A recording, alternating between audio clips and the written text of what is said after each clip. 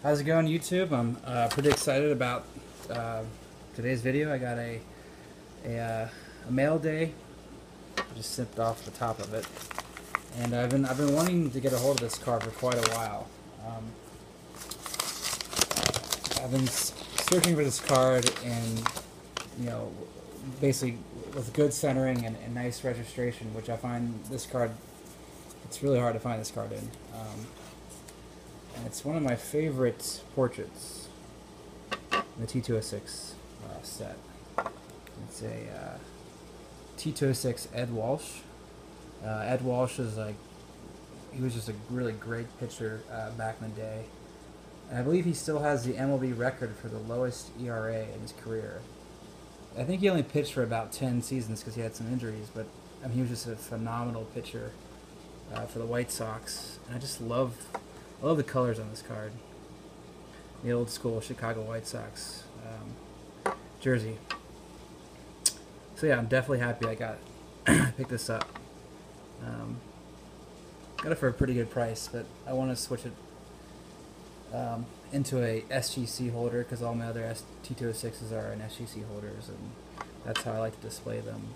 Although I will give PSA credit, they have some really nice cases, and I do like the new hologram. Here's a couple other vintage pickups that I've had in the last couple weeks that I didn't show. I decided to try out another tobacco set, the T205. This actually, the T205 came out a couple years after the T206. This is such a huge success that the American Tobacco Company decided to release another baseball set, and this is the one that replaced the T206. And really a lot of groundbreaking things about this set. I mean, it was one of the first sets to have a signature. You can kind of see it. It says Fred Merkle. And it was the first card ever to have the stats in the bio of a player. So this is a pretty groundbreaking set. And I don't know, like I love collecting T206, but I just, I might want to mix it up a bit and try out these T205 cards.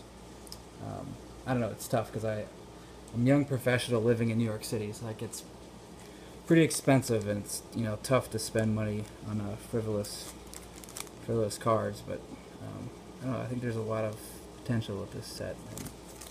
And Fred Merkle, I mentioned before, he was part of the whole bonehead play. And he was a good player, and he just kind of got ragged on for that.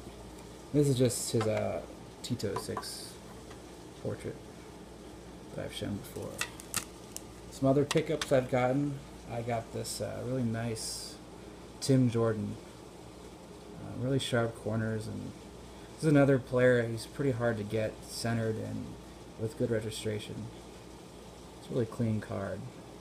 I got it for a pretty good price, and I was waiting forever for a good example of this card. He was just a common player. I guess I don't even think he was a minor star, but I really just liked the portrait. I also picked up this 4.5 Ed Killian.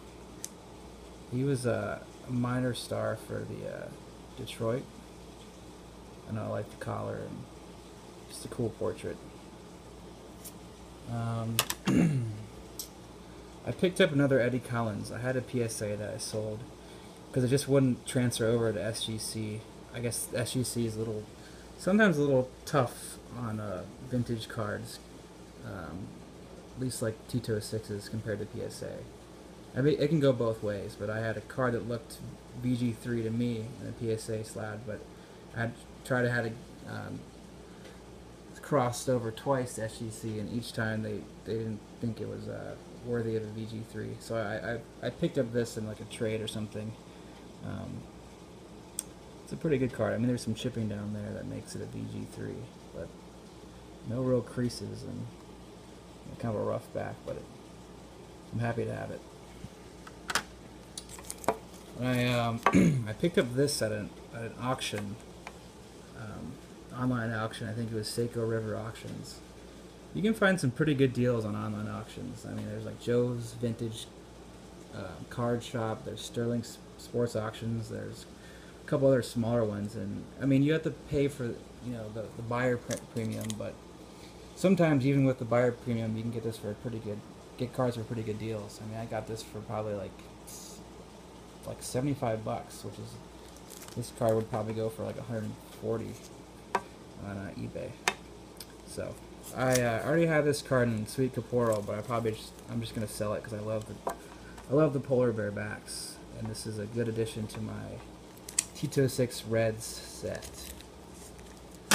And speaking of sets, I decided to try out a PC of Johnny Kling, because so far I have 3 of his cards, and he has 9 different backs, which is doable. I mean, I'm going to struggle with a couple of them, but I picked up this Sovereign 350.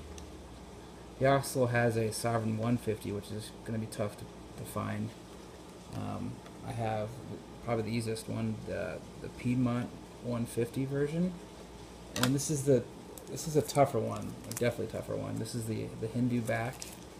Hindu is a pretty tough back to get really in any card. But yeah, it's a 1.5, but I think it's pretty good for a Hindu. Hindus are always pretty beat up. So I'm gonna be struggling to find the Old Mill and the El Principe de Galles, but I think it's gonna be a fun PC, and I guess I'll definitely post videos when I add to the collection. But that's it for now. I think I'm going to post another video about my Tito 6 backs and Tito 6 backs in general, in case you wanted to know more about that, because there's just so many different ways of collecting this set that can be a lot of fun. That's it.